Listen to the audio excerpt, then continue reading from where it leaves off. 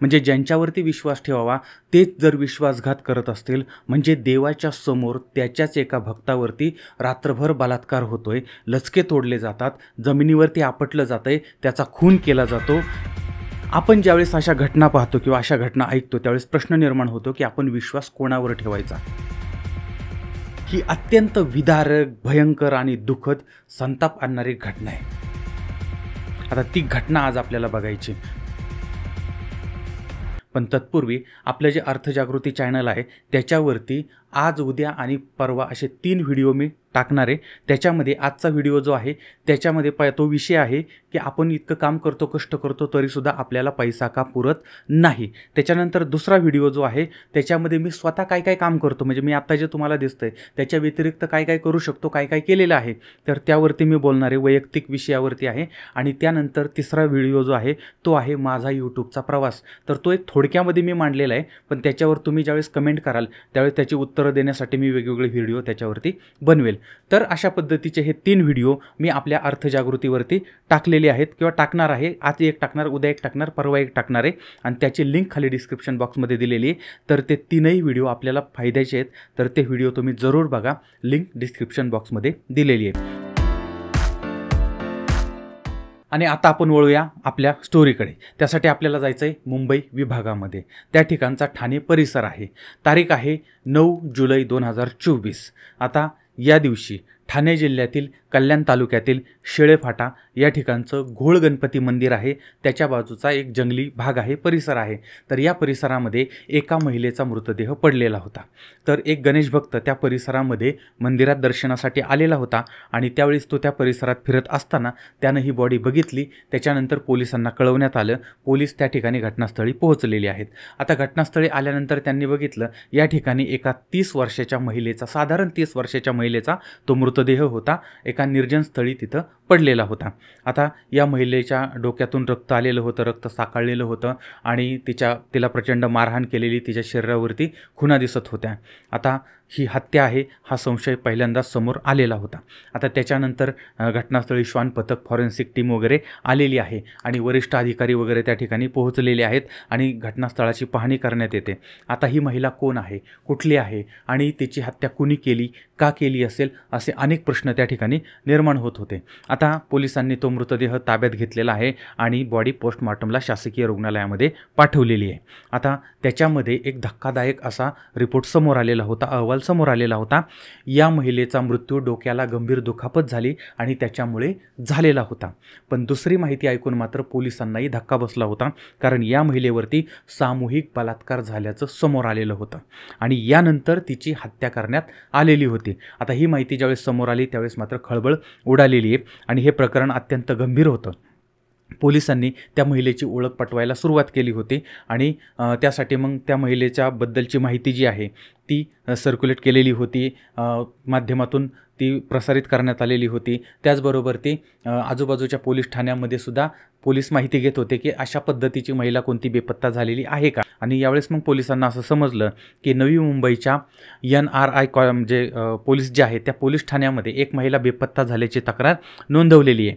आणि त्यानंतर मग ती बेपत्ता झालेली महिला, त्यानंतर जे सापडलेली महिला आहे ती महिला, तर यांची माहिती जुळवण्यात आली, ती तंतोतंत जुळली आणि त्याच्यानंतर मग पोलिसांनी त्या महिलेच्या घरच्यांशी संपर्क साधलेला आहे. तिच्या घरच्यांनी ही महिला बेपत्ता झाल्याची तक्रार 6 जुलै 2024 रोजी नवी मुंबईच्या NRI पोलीस जे आहेत त्या पोलीस ठाण्यामध्ये दिलेली होती.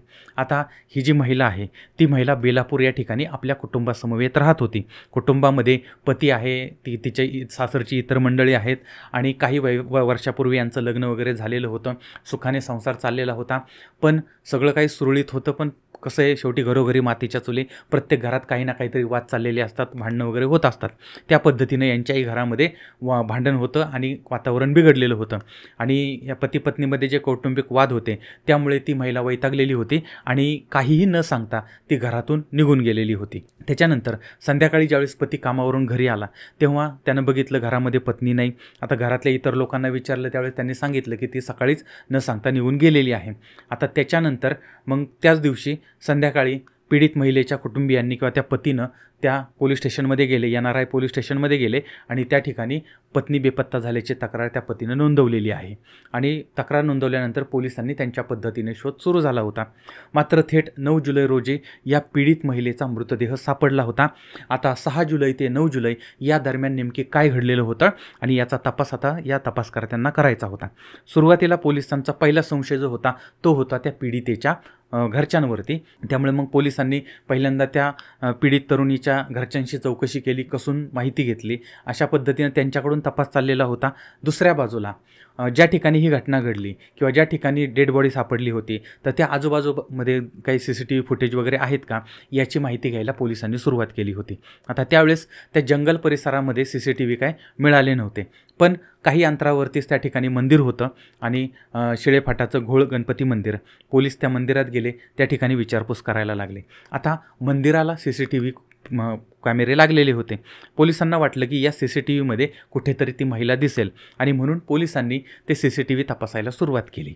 मात्र मंदिराच्या आतील आणि बाहेरील CCTV जे होते ते बंद होते. आता मंदिराचे 3 पुजारी होते आणि त्या पुजाऱ्यांनी सांगितलं की त्या ठिकाणचं CCTV जे आहे ते खराब झालेले आहेत, पण या ठिकाणी CCTVच्या वायर तोडलेल्या दिसून आल्या होत्या. आता यावेळेस मग हे एक संशयास्पद गोष्ट होती की मंदिरातील CCTVचे केबल कोण का तोडेल आणि काय गरज काय होती तोडायची. आणि मंदिराच्या आजूबाजूच्या जंगल परिसरामध्ये हा मृतदेहसुद्धा आढळलेला होता, म्हणून संशयाला इथं जागा होती. आणि मग पोलिसांनी त्या मंदिरामध्ये 3 पुजारी होते, त्या पुजाऱ्यांवरती पोलिसांचा संशय निर्माण झालेला होता. आणि अशी पण माहिती समोर आली की हे 3 जे पुजारी आहेत त्या मंदिरामधले, ते पुजारी काही दिवसापूर्वी मंदिरामध्ये आलेले होते आणि मंदिराचे मुख्य पुजारी जे आहेत ते गावाला गेले होते आणि त्याच्यामुळे मग पोलिसांचा या पुजाऱ्यांवरती संशय आला आणि त्यांची चौकशी सुरू केली. त्यावेळेस त्या ठिकाणचा एक पुजारी जो आहे तो अगोदरच गावाला कुठेतरी निघून गेला होता आणि 2 पुजारी जे होते त्यांची चौकशी पोलिसांनी सुरू केली होती. आता याच्यामध्ये आम्ही काहीच केलं नाही अशा पद्धतीचा आव हे पुजारी आणत होते. मात्र बंद CCTV किंवा तोडलेल्या वायरी आणि हे सगळं बघून मग पोलिसांनी त्यांची कसून चौकशी केली, पोलिसी खाक्या दाखवला आणि त्याच्यानंतर मात्र या 2ही पुजाऱ्यांनी आपणच त्या महिलेची हत्या केल्याचं कबूल केलेलं होतं आणि ते सुद्धा 3ऱ्या पुजाऱ्याच्या मदतीनं केलं होतं हे त्यांनी सांगितलं. आणि त्यानंतर मात्र मग पोलीस त्या 3रा जो आरोपी होता किंवा 3रा जो पुजारी होता तर त्या पुजाऱ्याच्या मागावरती होते आणि मुंबई या ठिकाणावरून त्यानं म्हणजे या ठिकाणी त्यानं पळ काढलेली माहिती समोर आली होती.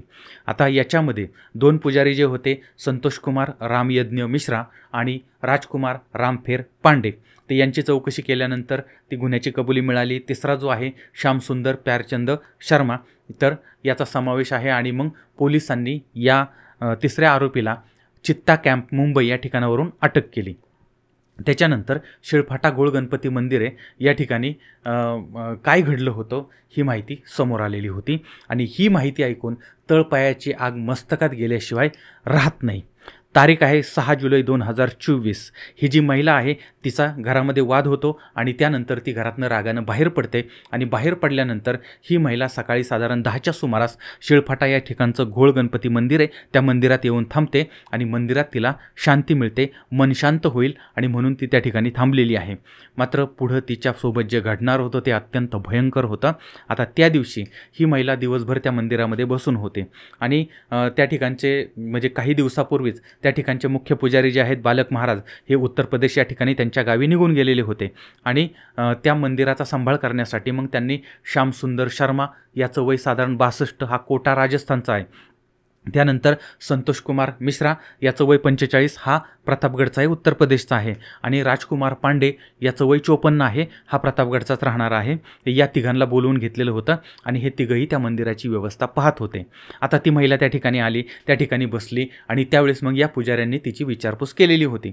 आता हे पुजारी जे आहेत ते वयोवृद्ध होते, म्हणजे एक पुजारी जो आहे तो 60 ओलांडलेली होती त्याची, दुसरा आहे तो 60ला आलेला होता आणि त्यामुळे मग आपलेपणानं हिनं आपलं दुःख जे आहे ते सांगितलेलं होतं की आपण रागानं घरातनं निघून आलेलो म्हणजे बाहेर आलेलो आहोत. आणि त्यावेळेस मग त्या पुजाऱ्यांनी तिला प्रसाद वगैरे दिला आणि इथं थांब मन शांत होईल वगैरे अशा पद्धतीनं तिला सांगितलेलं आहे, तिला आधार दिलेला आहे.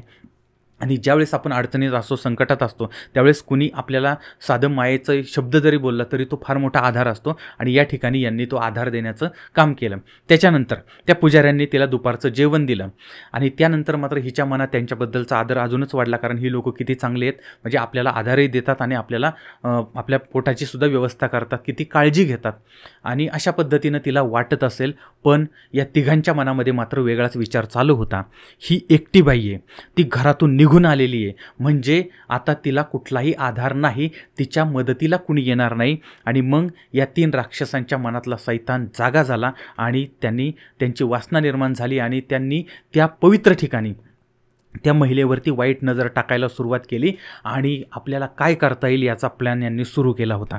सगळ्यात आधी या 3 पुजाऱ्यांनी त्या मंदिरातील जे CCTV होते त्याच्या वायरी काढून टाकल्या आणि संध्याकाळच्या वेळेस चहा देताना त्या चहामध्ये या तिघांनी भांगेची गोळी मिसळली आणि त्या महिलेला चहा प्यायला दिला. आता प्रचंड विश्वासानं त्या महिलेनं तो चहा घेतला. चहा पिल्यावरती तिला चक्कर यायला लागली आणि ती महिला त्या परिसरामध्ये झोपून गेली. आता हळूहळू संध्याकाळ व्हायला लागली, अंधार पडायला लागला. आता मंदिरात येणाऱ्यांची संख्या तशी कमीच होती आणि संध्याकाळी त्या बाजूला चिटपाखरूही फिरकत नव्हतं. आता महिला जी आहे ती मंदिर परिसरामध्ये गुंग होऊन पडलेली होती आणि मग त्यांनी म्हणजे ह्या नराधमांनी त्या महिलेला उचललं आणि मंदिरामध्ये त्यांच्या राहण्याची जी जागा होती त्या जागेमध्ये घेऊन गेले आणि रात्रभर त्या महिलेवरती याच मंदिर परिसरामध्ये अत्याचार चालू होते. आळीपाळीनं या लोकांनी तिच्यावरती बलात्कार केला. 3 राक्षस तिच्यावरती तुटून पडले आणि आपली वासना शमवण्याचं काम त्यांनी केलं. दुसऱ्या दिवशी 7 जुलै 2024ला पहाटे ही जी महिला आहे ती शुद्धीवरती आली आणि शुद्धीवरती आल्यानंतर हिला आपल्यासोबत काहीतरी भयंकर घडलं हे लक्षात आलं आणि त्यानंतर मग तिनं आरडाओरडा करायला सुरुवात केली आणि आरडाओरडा ऐकल्यानंतर मात्र ते पुजारी जे आहेत ते भितरले आणि आपलं बिंग फुटेल आणि म्हणून त्यांनी तिला मारहाण करायला सुरुवात केली आणि तिला जमिनीवरती आपटायला सुरुवात केली. आता ह्या 3ही नराधमांच्या समोर ती महिला हतबल होती आणि त्या लोकांनी तिचं मुंडकं किंवा तिचं डोकं जे आहे ते फरशीवरती आपटून तिला मारून टाकलं, तिचा जीव घेतला, तिचा खून केला. त्यानंतर मग ही बॉडी जी आहे ती लपवण्यासाठी युक्ती काढली आणि मंदिराच्या बाजूला जंगल होतं त्या जंगलामध्ये नेऊन ही जी बॉडी आहे ती फेकून दिली आणि 2 दिवस म्हणजे 9 जुलै 10 जुलै ह्या 2 दिवस तो मृतदेह तिथंच पडून होता आणि त्याच्यानंतर मंदिरात आलेल्या एका भक्ताला तो मृतदेह दिसला. त्यानंतर ही बाब समोर आली आणि त्या भक्तानं पोलिसांना कळवलं. पोलीस त्या ठिकाणी पोहोचले, शोध घेतला, महिलेची ओळख पटवली आणि CCTV आणि बाकीच्या गोष्टी तांत्रिक तपास याच्यावरून त्या पुजाऱ्यांवर संशय आला. त्यांची चौकशी केली आणि त्यांनी घटनेची कबुली दिली. आता त्यांच्यावरती हा गुन्हा जो आहे तो दाखल करण्यात आलेला आहे.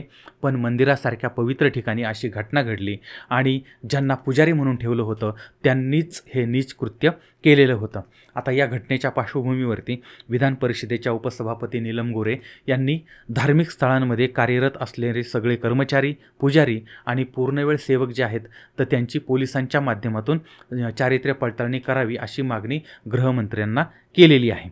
असो, तर आता या सगळ्या प्रकरणातनं आपल्याला धडा काय मिळतो? जर समजा आपल्या घरामध्ये किंवा आपलं कोणाशी घरातल्या लोकांशी वाद झाला, भांडणं झाले, तर आपले मित्र असतील, मैत्रिणी असतील, नातेवाईक असतील, जवळची मंडळी असतील, तर अशा लोकांच्या परिवारातल्या लोकांकडे जावं. ज्यांच्या घरात स्त्री आहे, पुरुष आहे, लहान मुलं आहेत तर अशांकडे जावं. पण अनोळखी ठिकाणी कधीही जायचं नाही. अनोळखी लोकांवर कधीही विश्वास ठेवायचा नाही. दुसरी गोष्ट, आपले दुःख, आपले अडचणी, आपले प्रॉब्लेम हे बाहेरच्या व्यक्तीला सांगत बसू नका, कारण जगात लोक आपल्या अडचणी सोडवण्यासाठी नाही तर आपल्या अडचणी वाढवण्यासाठी टपलेले असतात, हे लक्षात ठेवा. तिसरी गोष्ट, आपली मजबुरी, आपली कमजोरी कोणाला सांगू नका, कारण लोक आपला गैरफायदा घेण्यासाठीच समोर असतात. त्यामुळे आपली मजबुरी जी आहे ती कोणाला कळून द्यायची नाही. त्याचबरोबर जर तुम्ही कोणत्या अडचणीमध्ये सापडला तर कितीही वाईट परिस्थिती आली तरीसुद्धा मन शांत ठेवण्याचा प्रयत्न करा. लक्षात घ्या, ज्याच्यावरती तो प्रॉब्लेम येतो, अडचण येतात, त्यावेळेस त्याचं मन शांत राहत नाही आणि त्याच्यामुळे मग अजून काही वेगळ्या गोष्टी घडतात. पण आपण प्रयत्न करायचा की आपलं मन शांत कसं राहील, कारण मन शांत राहिलं की याच्यातून मार्ग निघू शकतो.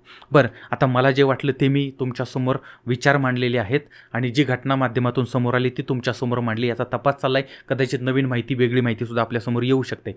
पण समजा तुम्ही या भागातील असाल, तुम्हाला जर काय माहिती असेल वेगळी, तर तीसुद्धा तुम्ही कमेंटमध्ये जरूर कळवा. आणि यावरती काय उपाय करता येतील, अजून काय उपाय करता येतील, सावधगिरीचे काय उपाय असतील तर ते सुद्धा तुम्ही मला खाली कमेंटमध्ये कळवा. आणि खाली डिस्क्रिप्शनमध्ये लिंक दिलेली आहे आपल्या अर्थजागृतीची, त्याच्यावरती सुद्धा जाऊन तुम्ही तो व्हिडिओ अवश्य बघा. पुन्हा भेटूया पुढच्या भागामध्ये एका नवीन विषयासह. तोपर्यंत धन्यवाद.